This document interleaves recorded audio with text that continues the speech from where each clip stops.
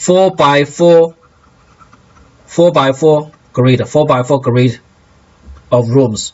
So initially the agent is in the square 1 1, the left bottom square. Okay. The locations of gold, wampus, and pigs are generated randomly, but once they are generated, the locations of them are fixed. Okay. So third, the agent has 5 sensors. Okay. So if the agent is in the square containing the wampus and in the directly adjacent squares, it can perceive a stench.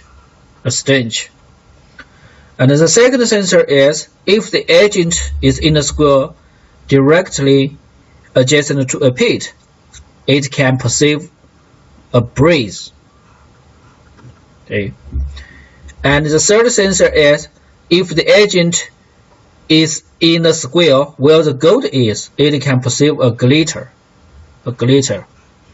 And the fourth, when the agent works into a wall, it will perceive a bump. And when the wampus is killed, there is a scream.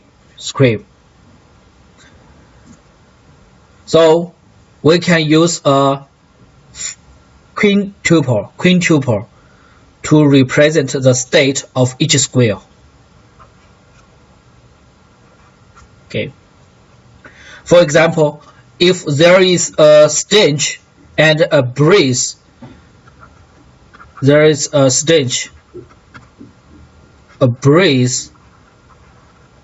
but no glitter,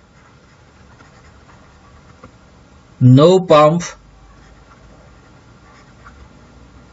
and no scream, the agent program will get this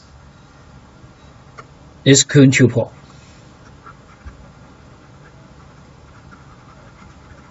Okay. So finally, the actuators of the agent. So the agent can move forward, turn left, turn right, to grab, to release, and shoot. Okay. So now we have specified the pace formulation of this agent environment. Now let's see its properties.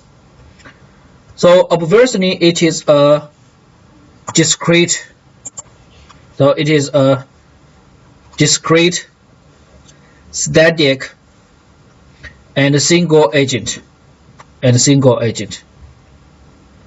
So then let's explain the remainings. So it is sequential. This environment is sequential because the previous steps will take effect to subsequent ones. So this is sequential, not episodic. So this environment is partially observable.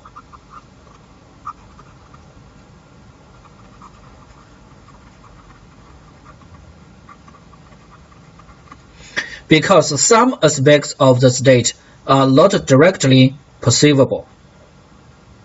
And also it is deterministic. So we say that once the locations of gold, the wampus, the piece are generated, the locations of them are fixed, and also the outcomes exactly specified. That is, if you entered into the pits, you will fall up, you will be trapped.